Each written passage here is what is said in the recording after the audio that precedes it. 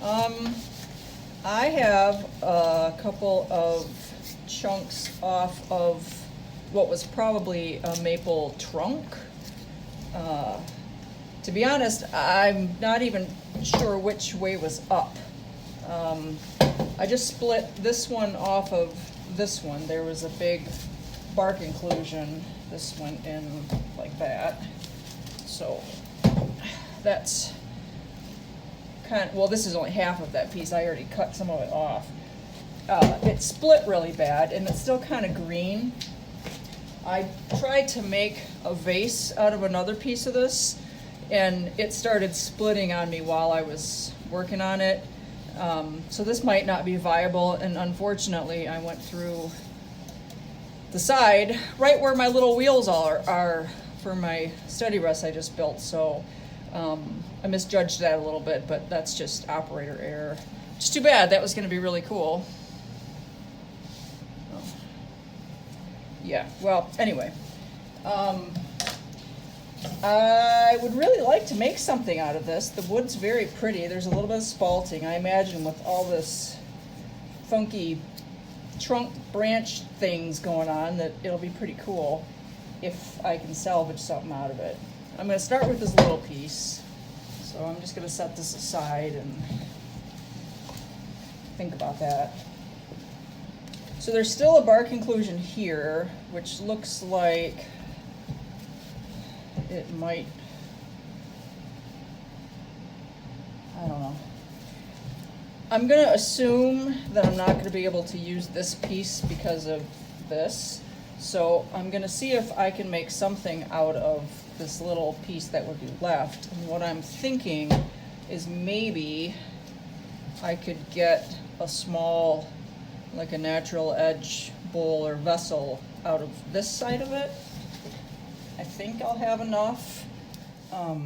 It's going to depend a little bit on how badly the stuff is cracked. So I think I'm going to just put it between centers and kind of figure out where I want to line it up, and then put it on a spur drive and start cutting. See what we get, if anything. I've already had a project that didn't go today.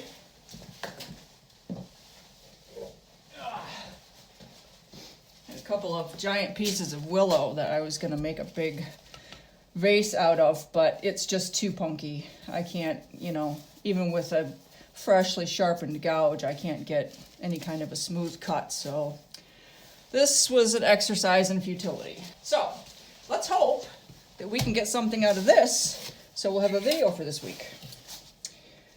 All right, so I'm gonna give this a whirl. I've got my other live center in here because I find it easier than dealing with a spur drive, and I have to knock it in anyway. So, all right, so where's my bark inclusion? All right, so this side I'm not going to be able to do, so maybe the center, right in that area somewhere. Let's see.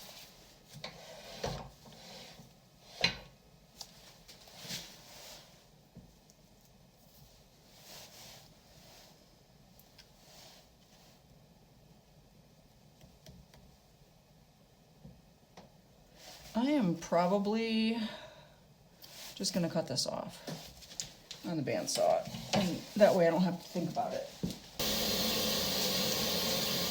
There's still a little bit left, but I think that I can chisel that off of there. I just wanted to distribute the weight a little bit better. Okay, so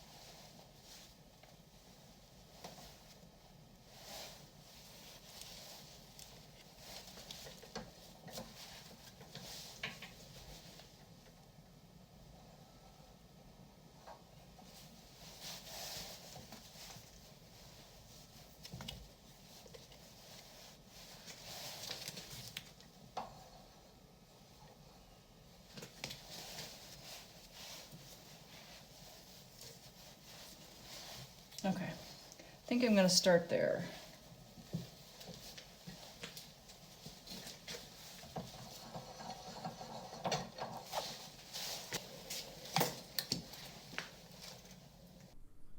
I always stand out of the line of fire when I'm starting a piece, especially one that's as unbalanced and potentially wonky as this one. It actually spun pretty well, better than I expected. I was able to get it up to 600 right from the start.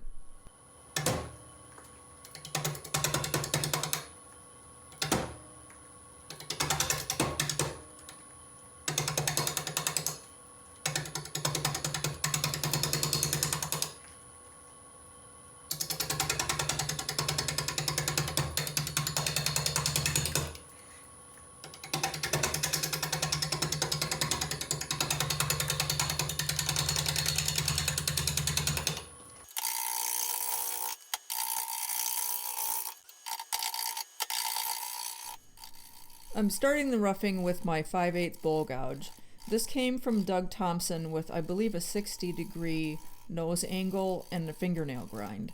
And when Doug uses the Wolverine jigs, he uses an 1 3/4 stick out rather than the 2 inches that a lot of other people use.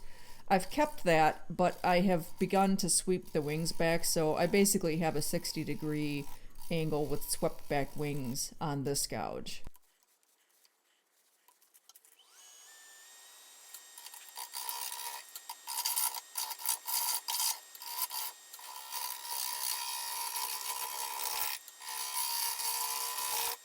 I've switched to a 1/2 inch gouge that I ordered from Cindy Drozda because she puts the 40/40 grind on it before she ships it out, and I'm just going to try to maintain it.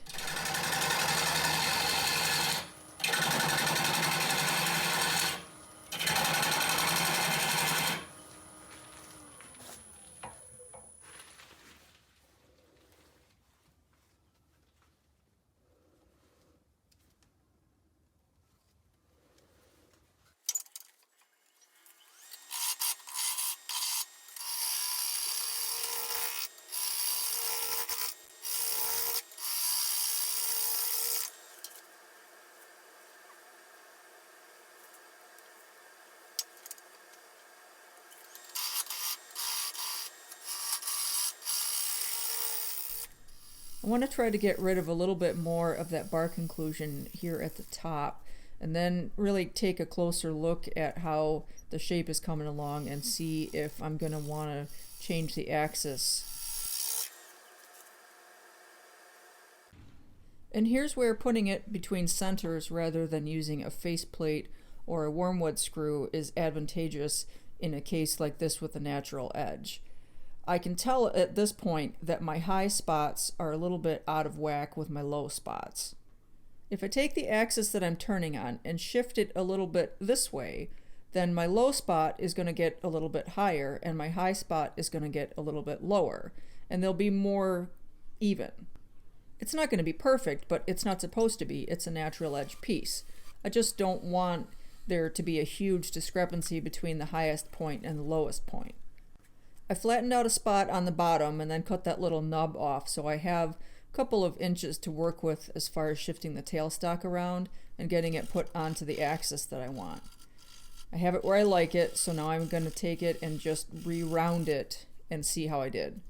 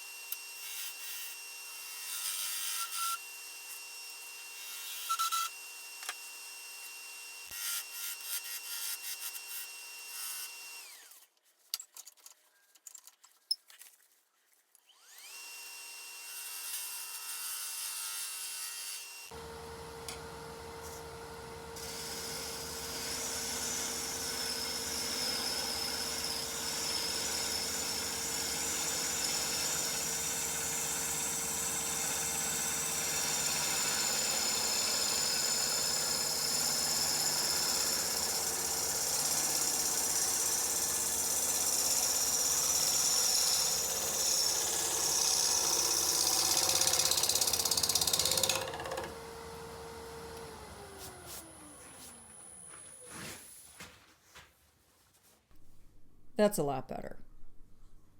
I'm going to leave that bark inclusion there and just let that be kind of a rough spot. I think that it'll just add to the whole natural look of the piece.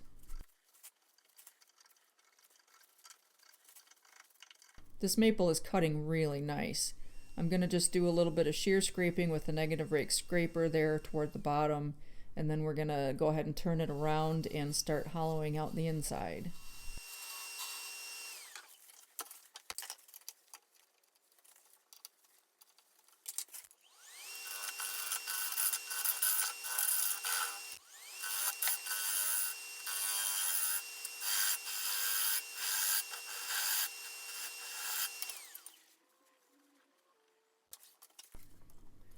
I'm using a Forstner bit to drill a clearance hole and also a little bit of a depth stop.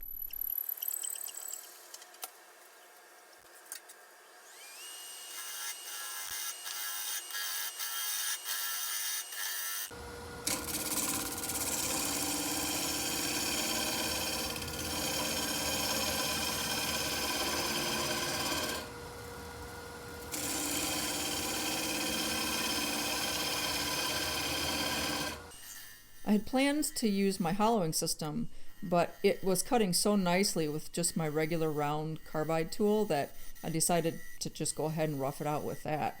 I used some of the same principles that you would use with a hollowing tool as far as trying to find the lumpy spots and get a little muscle memory going and trying to get those smoothed out before I got too far down into the center. But the other thing that I was keeping in mind, if you remember, when I made the Joker bowl out of that big ironwood crotch, I got a catch with this round carbide scraper. And that happened because I was trying to leave enough material in the center to dampen the vibration, but I didn't have a big enough clearance spot for that carbide, and it took too big a bite and got a kind of a bad catch, and it threw that big chunk off of the chuck. So once you've had a piece come off the lathe, it's something that you're always aware of.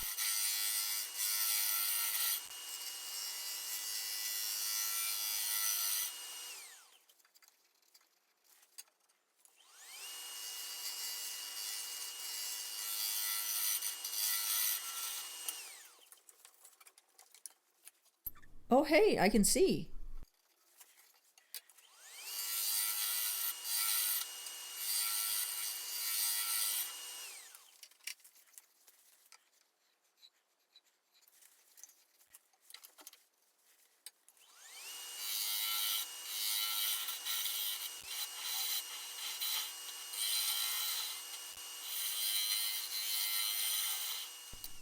One last cleanup pass along the bottom with a negative rake scraper to get rid of the little nib, and we should be good to start sanding.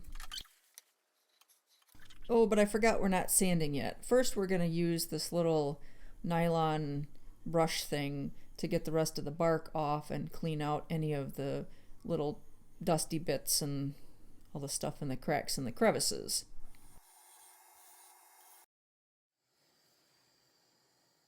And then we're going to torch the edge. I really like the way that looks on these natural edge pieces. And I do have a fire extinguisher handy, just FYI.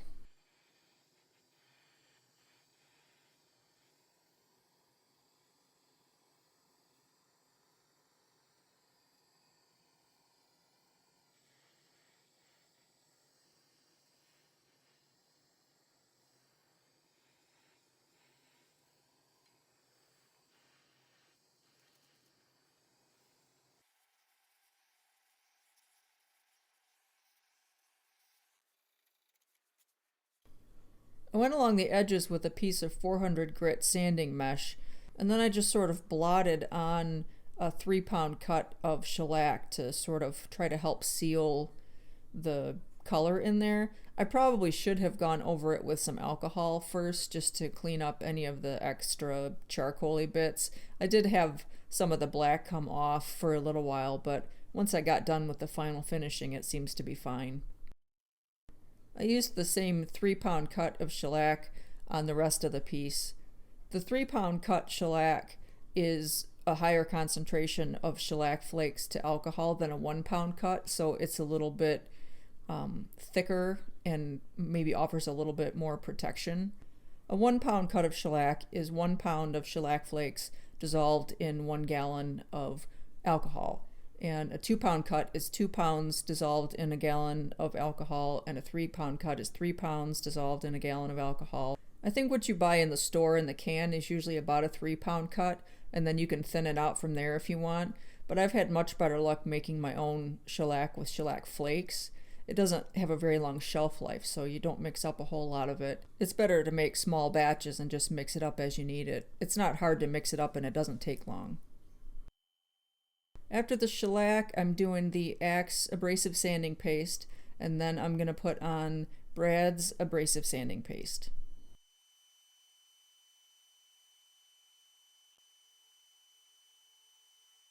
A lot of people still ask me why I use both abrasive pastes, and I kind of liken it to the Beal buffing system.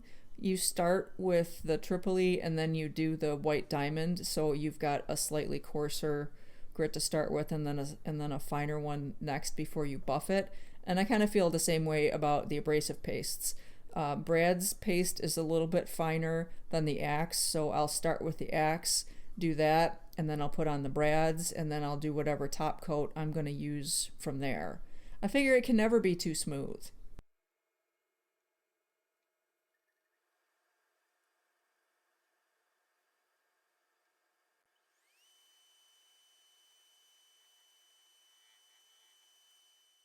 Here's my super high-tech method of holding onto a paper towel when you have a natural edge piece. I wrap it up in a dish scrubby and then I just sort of lightly run it over the edge, and then that way if it were to catch, it's just gonna take the whole thing out of my hands, which are not really anywhere near the workpiece. I was gonna use shine juice on this project, but I just don't think that I'm gonna be able to get the friction polish to melt properly with that natural edge.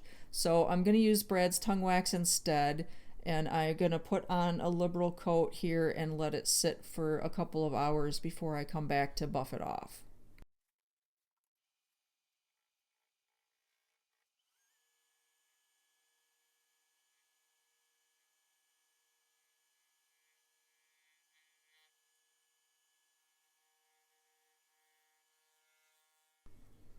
The dish scrubby is a decent tactic for most things, but in this case I really want this to be a little bit shinier than some of my normal pieces, so I'm going to come back with a buffing mop. I don't even know what you call this one. It's a little bit different. It's kind of like you would use for a bowl. Anyway, I'm just going to come back with a dry buffing thing and buff all of the edges with the drill.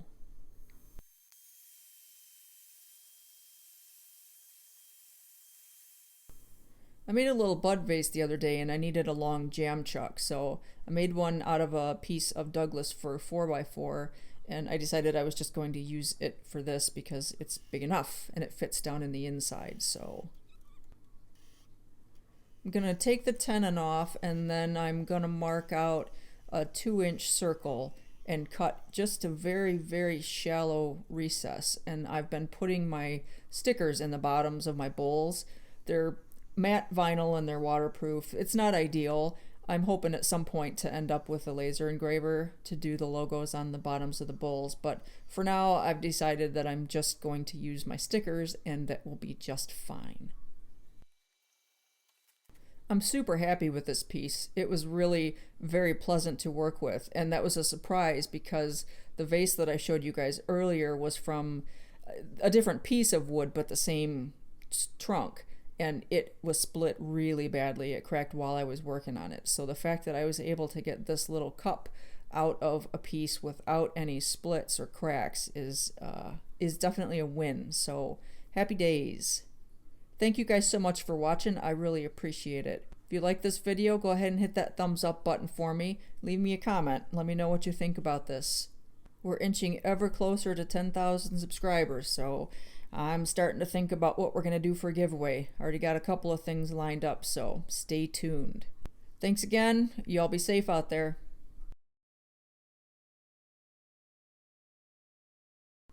I shall call him Squishy, and he shall be mine. He shall be my Squishy.